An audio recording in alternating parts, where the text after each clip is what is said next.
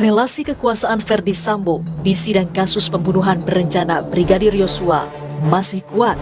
Keluarga Brigadir Yosua yang dihadirkan jadi saksi di persidangan bercerita soal perbedaan perlakuan saat persidangan Verdi Sambo, Putri Chandrawati dengan terdakwa lainnya seperti Eliezer dan Ricky Rizal. Mereka bahkan merasa was-was kala bersaksi untuk terdakwa Verdi Sambo dan Putri Chandrawati. Bu Roslin, kalau Ibu sendiri perasaannya gimana? Harus melihat wajah-wajah mereka? Sama ya, perasaan kami lega dan puas. Karena memang kami pengen melihat mimik wajah mereka. Bagaimana mereka berhadapan langsung dengan kami. Memang secara rasa was-was itu ada ya. Bagaimana mereka masih mempunyai relasi kekuasaan yang kami lihat. Sedangkan kita masuk ke persidangan aja, ada perbedaan antara kita kesaksian dengan si Richard, kesaksian dengan si PC dan si Sambo, ada perbedaan waktu kita masuk ke ruang persidangan. Apa bedanya? Perbedaannya waktu kita masuk di kesaksian si Eliezer ya, tas kita nggak diperiksa gitu ya. Apa yang kita bawa nggak dimasukkan ke apa namanya itu ya, yang ada untuk pendeteksi metal detector. Iya. Tapi setelah waktu masuk di persidangan si PC dan si Putri, si Sambo itu diperiksa semua, dan HP-HP kita tidak boleh kita bawa ke ruangan persidangan. Sebelumnya boleh kita bawa, dan setelah si Kuatmaruf dengan si RR itu bisa kita bawa atas kita ke dalam ruang persidangan. Di situ kan masih nampak relasi kekuasaan itu. Adanya beda perlakuan ini tentu menimbulkan tanda tanya besar. Apakah Sambo masih memiliki pengaruh kuat bahkan saat di persidangan kasusnya? Keluarga berharap penegak hukum bisa memberikan keputusan yang berkeadilan bagi semua pihak tanpa ada pengaruh dari siapapun, terlebih dari terdakwa. Tim Liputan, Kompas TV Jakarta. Saudara, untuk membahas lebih dalam soal relasi kekuasaan yang masih kuat di sidang Sambo, kami akan perbincangkan bersama Irjen Purnawirawan Anton Carlyan, mantan Kapolda Jawa Barat, dan Bambang Rukminto, peneliti ISS. Selamat petang, Mas Bambang, Pak Anton, salam sehat. Selamat sore, salam sehat untuk semuanya. Mas Bambang, kita ke Pak Anton dulu ya. Kita mau dengar cerita dari sudut pandang mantan Irjen Pol Purnawirawan Anton Carlyan. Apakah kemungkinan relasi kuasa seorang jenderal bintang 2 yang sudah dicopot dari Polri masih kuat di persidangan, Pak Anton? Kenapa? Itu bisa kuat dan juga bisa tidak. Tetapi ketika seseorang sudah dicopot jabatannya, ya seperti saya sudah pensiun, beda dengan ketika manggung. Dan ketika dikatakan bahwa ini ada relasi kuat, tidak bisa dari satu indikator misalkan hanya perbedaan perlakuan. Mungkin saja ketika terjadi di persidangan itu sendiri, kita tidak tahu. Mungkin FS juga atau Sambo juga ada ancaman-ancaman tertentu sehingga dirinya merasa terancam, sehingga mungkin tidak boleh membawa barang-barang dan yang lain-lain, karena titik sentralnya adalah Verdi Sambo itu sendiri. Dan kalau menurut saya, kalau kita lihat perbandingan para purnawirawan atau yang sudah dicopot, Verdi Sambo ini bukan satu-satunya orang yang pernah dihukum atau masuk ke peradilan. Dulu juga pernah ada Pak Joko Susilo, itu juga Kakor Lantas. Kemudian juga pernah ada Kabareskrim, Pak Suyitno Landung. Ketika berhadapan dengan hukum, ketika berhadapan dengan negara, mohon maaf, mereka mungkin kalau dilihat dari power, lebih besar power Pak mereka. Anton, mungkin tapi itu pengakuan dari bibi dari Brigadir Yosua, apa yang mereka rasakan, apa yang mereka alami di persidangan, itu hanyalah ketakutan terhadap seorang terdakwa atau ada relasi kuasa di sana, Pak Anton? Saya kira itu bukan satu indikator. Indikatornya di mana? Masa itu hanya dijadikan satu indikator bahwa ini adalah suatu kekuasaan yang luar biasa. Saya tidak bisa, justru saya sekarang agak sedih dengan proses peradilan ini. Justru lebih banyak mengedepankan opini-opini. Apakah peradilan di Indonesia mau dikuasai oleh kerajaan opini? Kalau nanti peradilan di Indonesia dikuasai oleh opini, apa jadinya peradilan? Padahal maaf, Nanti yang akan menentukan adalah keputusan hakim, keyakinan hakim. Jangan sampai hanya satu indikator kecil dijadikan bahwa ini adalah sebuah bentuk kekuasaan. Baik, Pak Karena Anton. kan mungkin yang merasa diancam atau lain-lain gitu kan, dikepung lain-lain, kan tidak ada. Oke. Ini jadi mungkin saja ini ketakutan individu yang jangan sampai di blow up, ini merupakan satu negatif stigma peradilan yang tidak baik. Oke, Pak Anton. Mas Bambang, kalau tadi kata Pak Anton Carlian, itu kemungkinan adalah ketakutan individu dari para saksi terhadap terdakwa Ferdi Sambo ataupun terhadap institusi ataupun suasana persidangan. Kalau menurut Anda bagaimana? Ya, persepsi itu tentunya tidak bisa diabaikan ya, karena masing-masing orang tentunya berbeda dalam merasakan, apalagi dalam sebuah persidangan. Suasana yang perbedaan suasana sedikit aja tentunya mereka sangat merespon, sangat sensitif gitu. Bu Roslin tentunya bisa membedakan perlakuan ketika berhadapan dengan PC atau Sambo dibandingkan dengan perlakuan pada Eliezer misalnya, seperti itu. Relasi-relasi kuasa itu tidak bisa dipungkiri lagi, memang ada gitu. Memang Ferdi Sambo sudah diberhentikan dari jabatannya dari kepolisian di PTDH, tetapi hubungan-hubungan kuasa ini masih tetap ada. Ini Dari sudut pandang mana gitu. Anda melihatnya? Ya, saksi-saksi yang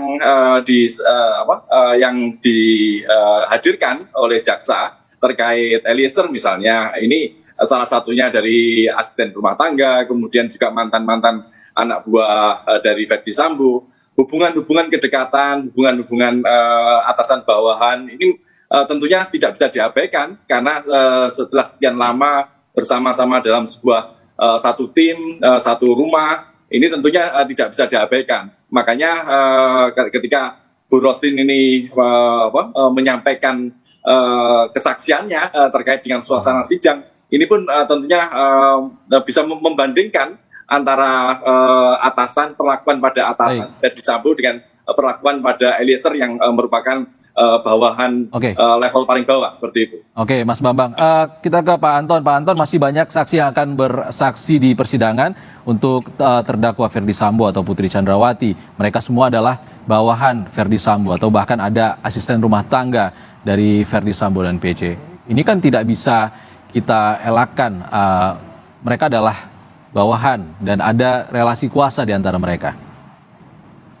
Ya, betul sekali. Tetapi bila kita lihat faktanya, kasus ini juga terbuka kan karena adanya keterbukaan yang justru melawan keterangan daripada FS.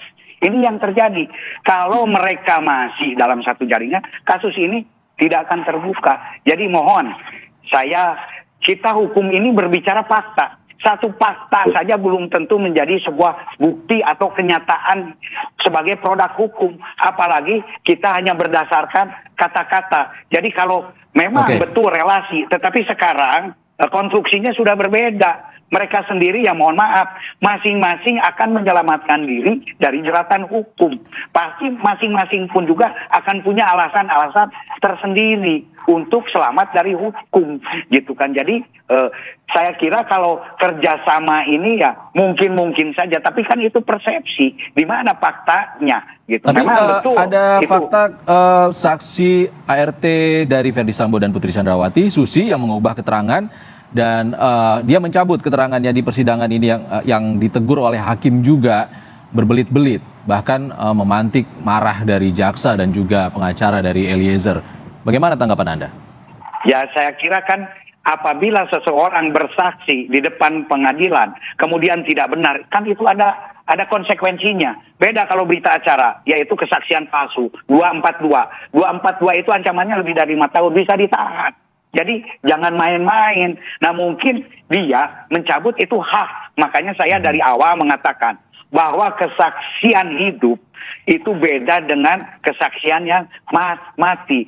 Physical evidence. Karena ketika physical evidence ini itu akan tetap. Tetapi ketika kesaksian manusia bisa berubah-ubah. Bisa saja hari ini A, besok B. Nah, dan bagi mereka yang bersaksi palsu itu ada ancaman hukumannya tersendiri. Dan saya yakin jaksa pun juga nanti akan mencatat, tinggal disatukan saja, dimatchkan aja dengan bukti-bukti yang ada benar atau tidak. Karena ingat, itu hanya satu saksi. Nanti ada korelasinya dengan saksi yang lain. Ada pidana yang bisa menyertai apabila kebohongan di persidangan disampaikan ya. Kalau Mas Bambang melihatnya bagaimana? Nanti para saksi ini apakah akan lebih berat takut terhadap pasal pidana atau takut kepada atasannya? Dalam sebuah persidangan tentunya hakim nanti akan melihat fakta-fakta hukum yang ada ya, terkait dengan fakta-fakta sosial, persepsi, asumsi atau rumor-rumor, opini-opini itu kan adalah fakta-fakta sosial. Tentunya hakim bisa mengabaikan itu dan fokus pada fakta-fakta hukum yang ada terkait dengan kesaksian, dengan alat bukti yang kuat, seperti itu yang tentunya yang diperhatikan oleh hakim dan jadi fokus hakim dalam konteks ini, seperti itu. Artinya nanti para saksi diminta untuk yakin bersaksi secara jujur dan tidak perlu takut sebenarnya, Mas Bambang ya? Benar, saksi-saksi ini tentunya adalah pribadi-pribadi yang independen, yang dilihat sebagai dalam fakta hukum sebagai pribadi yang independen, tidak terpengaruh bahwa kemudian ada relasi kuasa. Itu kan adalah fakta-fakta sosial yang berbeda sekali dengan fakta-fakta hukum yang ada dalam persidangan, seperti itu. Hanya saja tidak bisa dipungkiri bahwa hal-hal seperti itu juga tentunya berpengaruh juga dalam sebuah proses persidangan, karena apalagi kasus ini kan menjadi sorotan publik dan sepertinya hal-hal seperti ini juga dimainkan oleh pengacara terdakwa maupun pengacara dari korban, seperti itu. Untuk menjaga konsistensi kejujuran dalam bersaksi para saksi ini, apa yang harus dilakukan pihak-pihak terkait, Mas Bambang? Apakah harus ada pengawasan ataupun perlindungan ke depannya? Harusnya demikian ya. Jaksa yang menghadirkan saksi-saksi ini tentunya juga harus bertanggung jawab terhadap keselamatan para saksi yang dihadirkan dan menjaga independensinya gitu. Ketika kemudian jaksa menghadirkan saksi yang tidak kompeten, kemudian ini kan menjadi sorotan juga. Apa maksud jaksa menghadirkan saksi yang tidak kompeten, misalnya seperti itu. Dan ini adalah fakta-fakta sosial yang menjadi catatan masyarakat terkait dengan persidangan dalam kasus ini, seperti itu. Kalau Pak Anton, bagaimana tanggapannya Pak? Lembaga peradilan harus memposisikan diri bagaimana dalam masalah ini? Di dalam masalah peradilan pun juga kan ada teknik-teknik bagaimana untuk mengambil atau mengungkap keterangan yang sebenarnya. Di persidangan juga kan bisa konfrontir, bahkan bisa ditanyakan. Kalau misalkan saksi ini takut dengan seseorang, kan bisa saja diadakan satu sidang tersendiri, sidang tertutup, sehingga bisa berbicara dengan sejujur-jujurnya. Jadi itu pun juga ada teknik-teknik tersendiri. Dan ingat, hanya satu saksi, jangan dijadikan satu alasan pembenar bahwa ini adalah sesuatu mafia peradilan, satu kekuasaan. Kan bisa tadi pun juga bisa dikonfrontir dengan saksi-saksi yang lain, bisa dikonfrontir juga dengan barang bukti yang physical evidence yang sudah ada. Nah, ini yang harus kita lakukan. Dan saya yakin bahwa di sini adalah hakim-hakim profesional, jaksa-jaksa profesional. Bisa melihat nanti mana yang bersifat bohong dan mana tidak. Dan coba tanyakan betul, apakah saksi ini betul-betul takut atau ada kendala psikologis, atau mungkin yang dihadirkan itu bukan saksi yang memang kompeten. Karena yang namanya saksi itu apa? Kan sudah jelas. Yang melihat langsung, yang mendengar yang langsung, dan yang menyaksikan langsung. Kalau yang dihadirkan tidak langsung, ya pasti akan gugup. Apa yang ditanyakan? Ya bingung gitu kan. Saksi gitu. Harus berkompeten untuk memberikan kesaksian di persidangan. Terakhir, Mas Bambang, singkat saja. Untuk lembaga peradilan nanti tetap bisa independen ke depannya, bagaimana kinerja dari hakim dan juga jaksa ke depannya? Ya, ini kan kita melihat panggung peradilan ini kan juga salah satu upaya untuk mengembalikan kepercayaan publik kepada aparat penegak hukum. Artinya mereka juga harus fokus dengan fakta-fakta hukum yang ada dalam persidangan, dengan barang bukti, kemudian kesaksian yang kuat, ya lebih fokus pada itu daripada melihat persepsi yang muncul di masyarakat. Kalau hakim bisa lebih fokus dan objektif terkait dengan itu, tentunya masyarakat juga akan percaya kembali terkait dengan peradilan ini seperti itu. Oke, terima kasih mantan Kapolda Jawa Barat Irjen Pol Purnawirawan Anton Carlyan dan pengamat ISIS Bambang Rukminto sudah bergabung di Kompas Petang.